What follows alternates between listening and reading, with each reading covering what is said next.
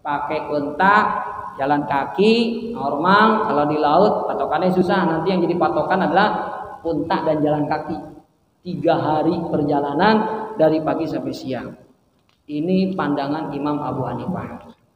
Sedangkan menurut jumhur ulama selain mazhab Hanafi, jarak yang boleh mengqashar itu 89 km.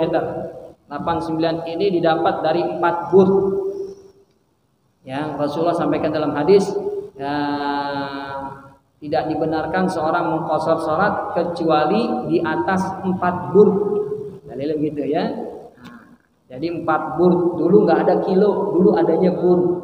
Adalah bulan yang mulia, bulan yang istimewa buat kita orang-orang yang beriman. Ada bulan menjadi mulia karena Allah sampaikan kemuliaannya di Quran. Seperti 4 bulan haram. Yauma khalaqas samawati wal ard minha arba'atun. 4 bulan menjadi mulia karena ada landasannya dalam Al-Quran. Bulan Zulqa'dah, Zulhijjah, Muharram sama Rajab, ya kan? Ada juga bulan mulia karena ibadah khusus Allah syariatkan di bulan tersebut, tidak ada di bulan-bulan yang lain. Maka dia jadi bulan mulia. Contohnya bulan apa? Ramadan, karena ada ibadah puasa. Di bulan yang lain nggak ada, maka bulan Ramadan menjadi bulan mulia. Bulan Zulhijjah, karena di bulan tersebut ada ibadah haji, maka dia jadi mulia. Kalau bulan Rabiul Awal nggak ada ayat tentang kemuliaan bulan Rabiul Awal. Nggak ada juga ibadah khusus yang Allah syariatkan di bulan Rabiul Awal. Kemuliaan bulan Rabiul Awal karena Allah pilih lahirnya Nabi kita Muhammad Shallallahu Alaihi Wasallam. Ya, jadi nikmat yang sangat besar buat kita umat manusia, bukan cuma umat Islam, tapi umat Islam. Dulu Pak, kalau sebelum Nabi lahir, orang menuju Allah jalannya banyak. Ada yang mau ikut ajaran Nabi Ibrahim sampai kepada Allah. Mereka disebut pengikut Hanafiyah, seperti kakek Nabi Muhammad itu pengikut Nabi Ibrahim.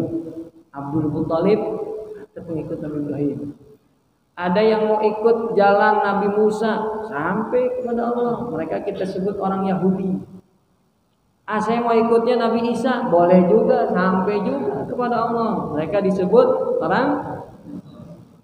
Dulu sebelum Nabi lahir, jalan menuju Allah banyak.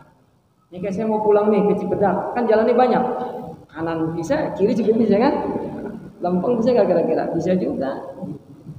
Begitu Rasulullah lahir, itu jalan semuanya dihapus sama Allah. Tersisa cuma satu jalan yang dilalui nanti oleh Nabi Muhammad.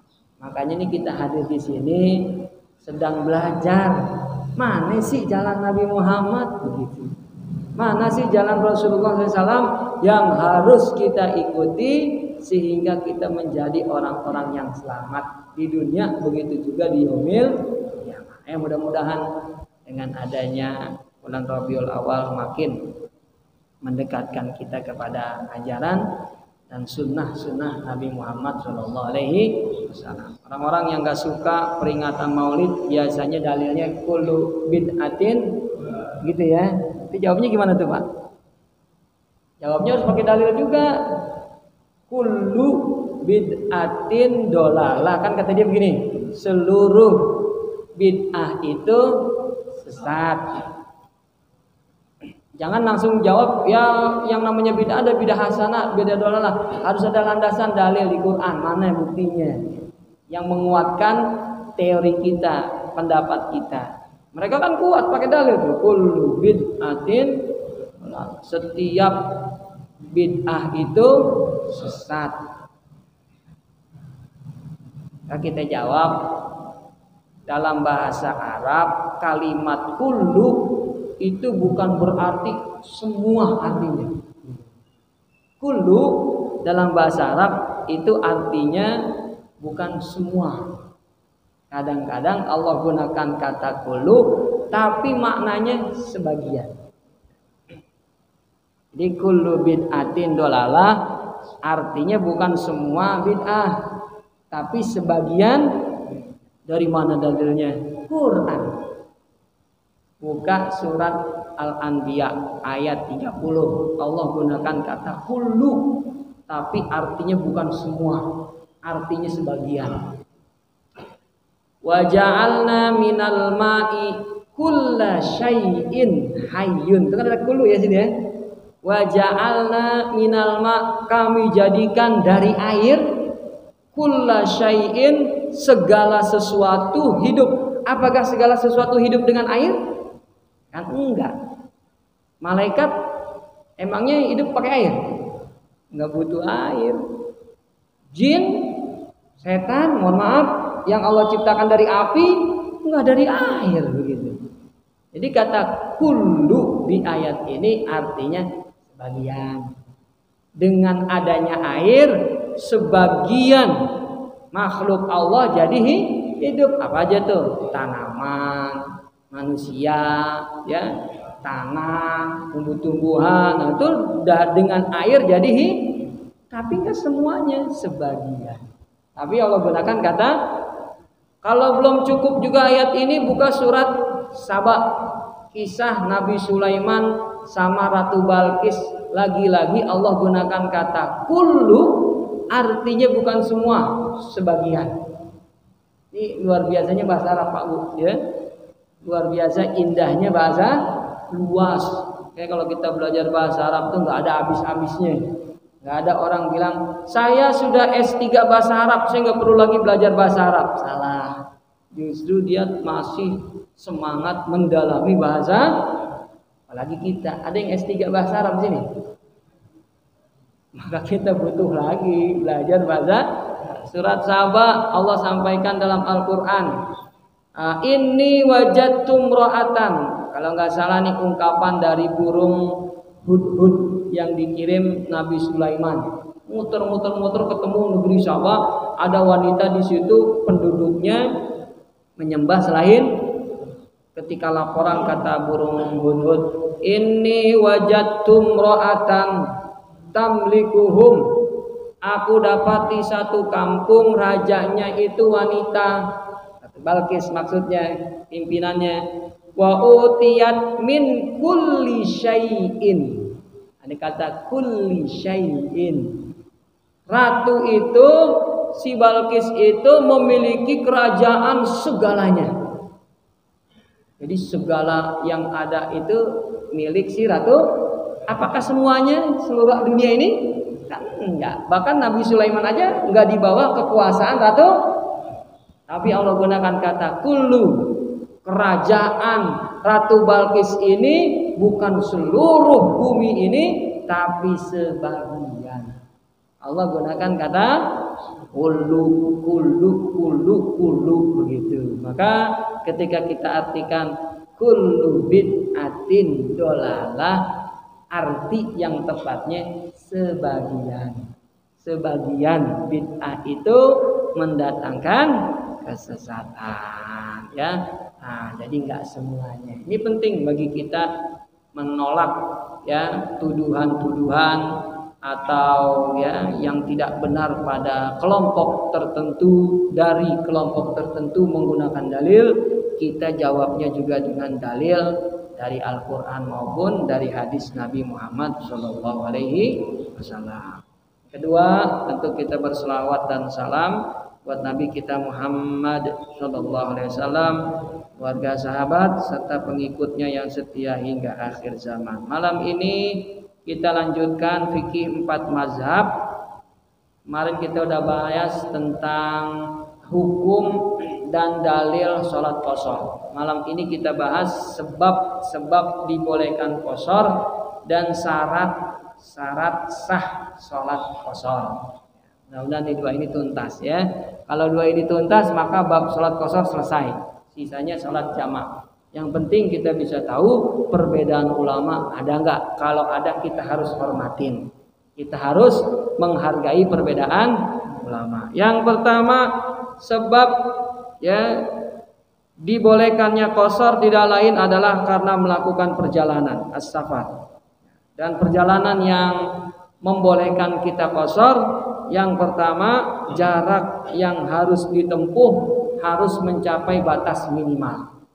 Menurut Imam Abu Hanifah, jarak perjalanan itu 3 hari 3 malam. Kalau ada orang jalan 3 hari 3 malam baru sampai ke tempat tujuan, naik unta atau berjalan kaki, maka dia udah boleh mengqashar. Jadi kalau Imam Abu Hanifah nggak pakai kilometer, pakainya 3 hari 3 malam melakukan perjalanan naik unta atau jalan kaki, kata beliau. Kira-kira ada yang pernah hitung nggak? Jalan kaki 3 hari 3 malam sampai mana kira-kira? Hah? Bandung ya? Bandung. Bukan berarti Pak, ketika Imam Abu Hanifah katakan jalan 3 hari 3 malam, dari pagi sampai malam jalan, enggak. Kalau kita baca kitab-kitab rujukan mazhab Imam Abu Hanifah, jalan 3 hari 3 malam tuh jalannya dari pagi sampai siang doang. Dari habis subuh jalan sampai jam 12. Nah, itu doang tuh hitung hari pertama tuh. Sisanya siang istirahat, malamnya istirahat, besok jalan. Sekali-kali coba kita hitung begitu. Berapa jauh kita tuh? Jalan berarti dari subuh sampai zuhur 3 kali. Rasa-rasanya kalau kata Bapak Haji sampai Bandung kayaknya benar begitu ya. 3 hari baru sampai Bandung begitu ya. Luar biasa ya kan? Nah, jalan kaki. Itu menurut dia begitu tuh ya, menurut Imam Abu Hanifah yang dilihat jalannya.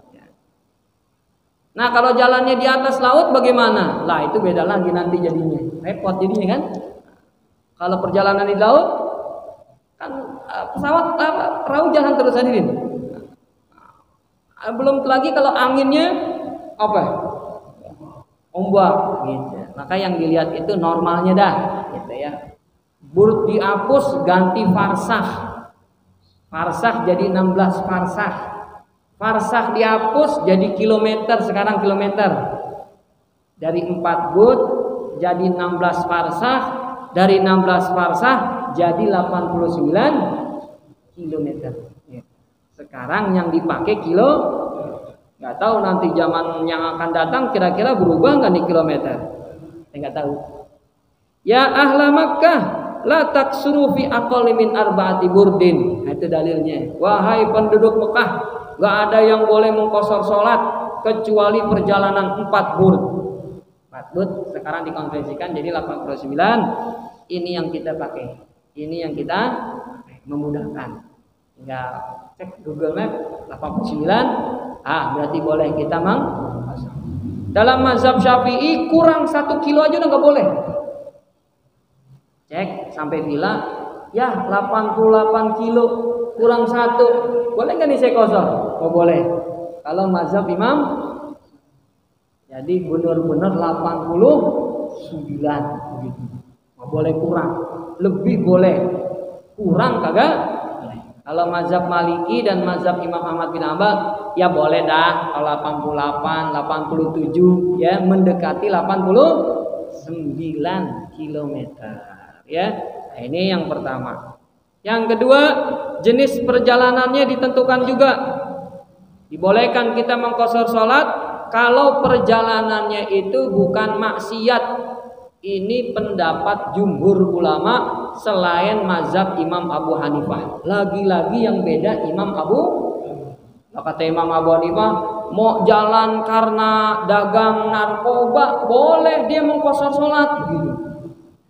Dia mau melakukan perjalanan karena maksiat boleh diqashar salat menurut Imam Abu. Jadi kalau jumhur, Imam Malik, Imam Syafi'i, Imam Hambali, nggak boleh. Ya karena yang namanya perjalanan itu ada 5. Ada yang wajib, ada yang sunnah, ada yang boleh, ada yang haram, ada yang makruh. Yang haram nggak boleh diqashar. Yang makruh nggak boleh mengqashar salat. Yang boleh wajib, sunnah, mubah. Yang wajib contohnya apa? jalan hukumnya wajib. Pergi haji itu safar wajib. Pergi haji pertama kali wajib. Makanya wanita kalau haji pertama kali suaminya gak ngizinin, jalan aja gitu. Karena perjalanan dia itu hukumnya wajib. Suaminya wajib ngizinin. Kalau nggak ngizinin udah dikalahin, jangan didengerin gitu. Namanya udah keluar haji pertama kali pertama nih. Bang, saya keluar nama saya bang, mau berangkat nih bang. Nggak, lu nggak boleh berangkat. Jangan didengerin tuh dia gitu. Ikutin nih haji karena perjalanannya wajib. Perjalanan sunnah silaturahim, itu sunnah hukumnya. Ziarah atau berkunjung ke rumah orang tua kita, mertua kita itu sunnah. Perjalanan mubah rekreasi itu mubah ya. Perjalanan haram melakukan zina, jual beli barang haram, itu perjalanan haram. Perjalanan makruh contohnya cuma satu nih yang makruh sama kayak yang wajib. Orang yang dihukum karena berbuat zina diusir dari kampung, namanya hukuman itu an-nafyu. Jadi kalau ada orang berbuat zina dicambukkan, dicambuk nanti diusir dari kampung. Lu jangan tinggal di sini dah, tobat sono kemana kek begitu. Bang kalau di sini kamu ketemu lagi hidung belang lagi, ntar zina lagi temennya ada pindah. Begitu. Nah ketika dia safar itu safarnya makruh, jatuhnya makruh karena dia berbuat zina. Nah yang dibolehin itu kata jumhur perjalanan wajib, perjalanan sunnah dan perjalanan mubah. Sisanya nggak boleh mengqashar sholat. Ya. Berikutnya yang ketiga, al-maudhi'ul ladzi yabda'u minhul musafir fil qasri, di mana kita mulai mengqashar. Ya, tidak ada perbedaan ulama kalau di sini baru boleh kita mengqashar salat setelah melewati daerah tempat tinggal kita. Kita tinggal di Jakarta, baru boleh kita qashar kalau udah keluar dari mana kira-kira? Depok udah boleh Depok. Dekat sini Kukusan, mana Kukusan? Udah boleh kita qashar. Ya. Jadi kalau kita mau jalan ke Bandung, pengen qashar zuhur sama asar nih, nggak boleh di rumah. Nanti qasharnya di mana? Keluar dulu ke Kukusan. Udah kita sholat sini ayo. Nah, boleh dah tuh, ya. Karena perjalanannya kan 89 kilo udah lebih tuh Bandung. Perjalanannya bukan maksiat, ya orang kita pengen silaturahim. Yang ketiga udah lewatin tempat tinggal. Kalau orang punya tempat tinggal lain, itu dia nggak boleh juga qashar di situ. Contoh, pergi ke Bandung, begitu sampai di Cikarang misalnya, itu kan udah luar Jakarta. Kebetulan di Cikarang ada istri yang keduanya, itu nggak boleh di qashar sini. Pak, bapak kok gak ikut qashar nih, kita jamaah sebis qashar. Udahlah, ente aja pada qashar dah. Ternyata dia punya istri simpenan di situ, jadi dia nggak boleh qashar. Wah ketahuan. Ya bukan berarti yang nggak mau qashar dia punya istri simpenan, bukan tentu ya. Nah, kan kemarin kita udah belajar, ya. Ada yang bilang wajib, ada yang bilang sunnah, ada yang bilang mubah. Boleh-boleh aja qashar apa enggak. Jadi kalau ada yang nggak mau qashar saat kita perjalanan, jangan kira dia punya istri, enggak. Atau dia lewat tempat lahirnya, di situ ada keluarganya yang tinggal, jadi nggak boleh qashar. Saya tinggal misalnya di mana? Di Jakarta, ya. Padahal aslinya orang Cikarang, begitu. Mau ke Bandung, begitu sampai Cikarang dia nggak boleh tuh qashar, nggak boleh. Kenapa? Karena di situ tempat lahir saya. Ada keluarga saya juga di situ. Jadi kalau ada istri, ada keluarga, ada tempat lahir, kita nggak boleh qashar di situ karena kita dianggap saat itu berada di daerah tempat kita atau al-watan al-asli. Jadi baru boleh kalau udah lewatin tempat tinggal. Yang keempat terakhir, sebab dibolehkannya seorang itu mengqashar dilihat berapa lama dia boleh mengqashar. Miqdaruz zaman, berapa lama dia boleh mengqashar salat. Saya sampai Bandung berapa hari saya boleh qashar di situ? Itu permasalahannya. Terjadi perbedaan ulama. Kalau menurut Imam Abu Hanifah boleh qashar sampai 14 hari. Boleh qashar sampai. Kalau saya niat tinggal di Bandung 13 hari, maka tuh 13 hari saya qashar. Kalau ngikutin mazhab Maulia. Paling enak nih emang Abu Hanifah, hadirin. Kalau musafir paling enak dia, ya. Jadi boleh qashar selama 14 hari, 14 malam. Dari mana dalilnya? Seperti orang haid, kata beliau. Orang haid itu kan biasanya berapa lama haidnya? Paling lama. Ada yang seminggu, ada yang 2 minggu, ada yang 2 minggu. Maka dari itulah kata Imam Abu Hanifah yang paling lama 2 pekan. Ya udah, berarti kita boleh mengqashar kalau niat mukim di tempat tujuan maksimal 14 hari. Kalau udah 15 hari tidak dibolehkan lagi mengqashar. Lagi 16 dan berikut terusnya, ya. Sedangkan menurut ya pendapat imam yang lain, ya, Imam Malik dan Imam Syafi'i berpendapat hanya boleh kita mengqashar sholat kalau kita tinggal di tempat tujuan itu 4 hari 4 malam. Lebih dari 4 hari 4 malam maka nggak boleh lagi mengqashar.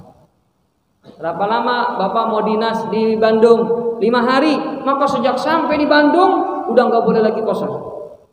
Karena niatnya tinggal di Bandung berapa hari tadi? Maksimal kata Imam Syafi'i, Imam Malik 4 hari 4 malam gitu. Kalau mau dihitung 20 sholat. Kadang-kadang kan nih saya datangnya malam, dihitung nggak nih hari ini nih malam nih. Nah, kalau bingung hitungnya 20 sholat. 4 hari kan sama dengan 20 sholat. Hitung aja selama di Bandung saya tinggal di sini berapa kali sholat. Sampai di sini isya, berarti hitung dari isya. Isya, subuh, zuhur sampai 20. Kalau kita tinggal di Bandung sampai 20 sholat, maka sejak sampai di Bandung tidak boleh lagi diqashar. Itu bahasa gampangnya. Kalau kita bingung hitung-hitungan 4 hari 4 malam, hitungnya 20 sholat.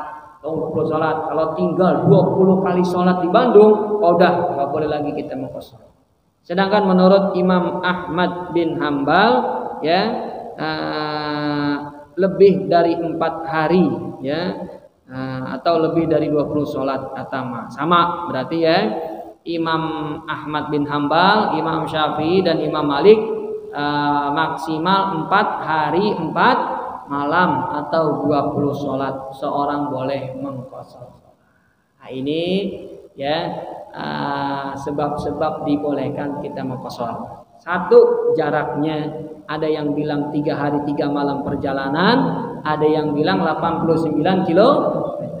Yang kedua, jenis safarnya. Ada yang mengatakan seluruh jenis safar boleh kita mengqashar, namun jumhur ulama mengatakan hanya safar mubah, sunnah dan wajib yang boleh kita mengqashar sholat.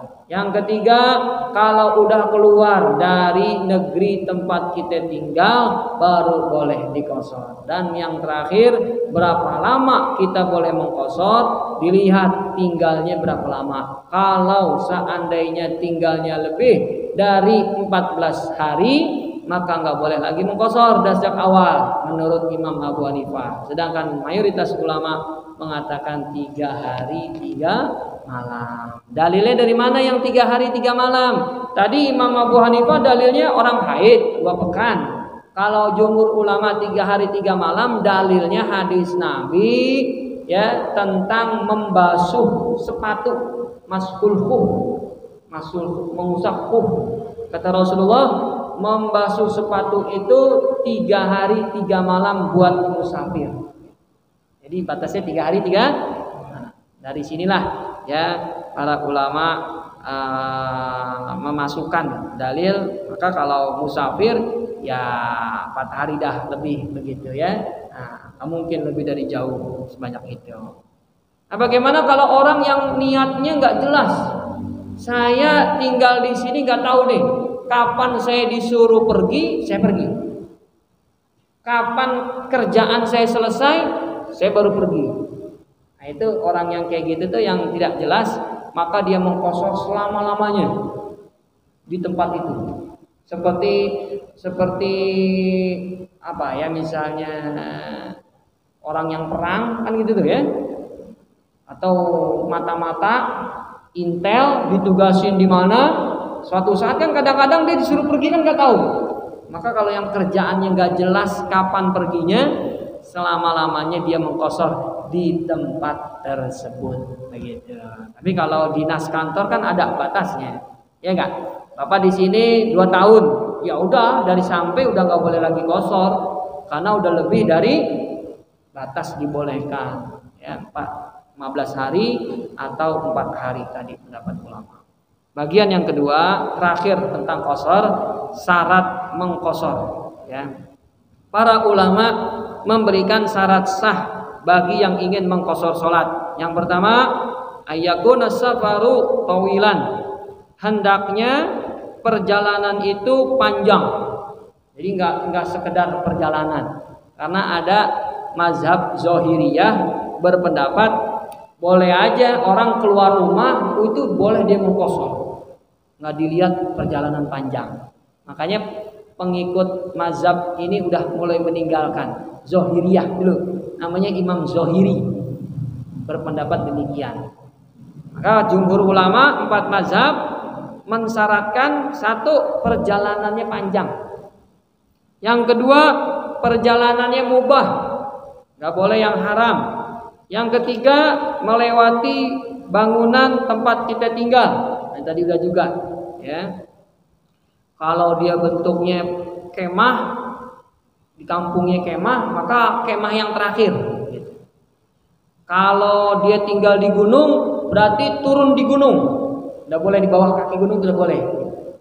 Ya, batas daerah terakhir, gitu ya. Kalau dia gurun pasir seperti di Arab, maka begitu sampai gurun pasir itu dia boleh di situ mengkosor. Berarti rumah terakhir itu dibatasi oleh gurun pasir. Di Denmark hari ini ada penduduknya cuma 18 orang, dikit banget ya. Berarti kalau udah keluar dikit udah boleh kosor dia. Nah, karena dia berada di daerah perbukitan tinggalnya, ya, cuma 18 orang. 18 orang tinggal di situ di kampungnya, ya, di Denmark ada, ya. Nah, itu seperti itu, ya. Nah, berikutnya syarat sahnya lagi, ayak sudah min ibtida isafar maudhi'an muayyan, harus ada tempat tujuan yang udah ditentukan. Kalau nggak ada tempat tujuan, dia nggak boleh mengkosor, nggak sah kosornya. Pak, Bapak mau kemana, Pak? Nggak, kemana kaki ini melangkah, saya akan berhenti di sana. Wah, itu nggak boleh kosor dia. Karena nggak ada tempat tujuan. Bapak mau kemana, Pak? Mau nyari kucing saya yang hilang. Tiba-tiba sampai ke Bandung baru ketemu. Begitu di Bandung dia mau kosor, nggak boleh. Karena dari awal nggak ada tempat tujuan. Mau nyari istri saya yang hilang, anak saya yang hilang, itu juga nggak boleh, ya. Nah, kemudian juga alayak tadi mayaksur bimukim, nggak boleh sholat di belakang orang yang bukan musafir. Maka kosornya batal.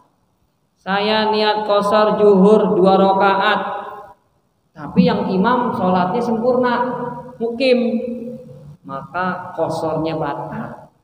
Walaupun cuma tahiyat akhir. Ini ada orang sholat maghrib tahiyat akhir, mukim, di situ dia di kampungnya tuh. Kita ikut jadi makmum, udah tahiyat akhir, niat dah kosor, nggak sah kosornya. Karena imamnya itu mukim, walaupun cuma tahiyat akhir. Berarti konsekuensinya kalau dia ikut tahiyat akhir dengan mukim, sholatnya sempurna. Isanya nanti jadi 4 rakaat, nggak boleh jadi 2. Zuhurnya juga nggak boleh jadi, karena dia ngikut dengan imam mukim. Au bimashkukin safar, atau yang kita punya kira-kira, ini kayaknya dia nih orang safar nih begitu. Di sini nggak ada soalnya begitu. Nah, itu juga nggak boleh, ya, kebalikannya ya. Orang yang mukim makmuman sama yang safar. Sebaiknya kalau orang yang musafir jamaahnya sama yang safir. Yang mukim jamaahnya sama yang mukim. Kalau yang mukim ikut safar masih bisa dia lanjutin, begitu imamnya salam karena dia safar, dia diri lagi kan gitu. Tapi imamnya wajib ngasih tahu. Imamnya wajib ngasih tahu. Bapak-bapak yang di belakang sholatnya 2 rakaat lagi, saya tadi kosor. Begitu. Kalau enggak dia dosa nih imamnya. Gitu. Seperti Rasulullah pernah terjadi ketika sholat di Mekah 2 rakaat. Salam Nabi kanan, salam Nabi ke kiri. Nabi bilang, ya ahla Makkah, diri lagi kumu, kerjain lagi 2 rakaat. Saya sedang mengkosor. Gitu. Jadi kalau imamnya kosor, makmumnya tamam. Makmumnya nggak boleh ikut-ikutan kosor karena makmumnya kan mukim, bukan musafir. Maka dia sholatnya harus 4 rakaat. Kemudian syarat berikutnya adalah ayyan wil qasra indal ihram bis shalah. Niat kosor itu sejak sholat pertama udah ada niat.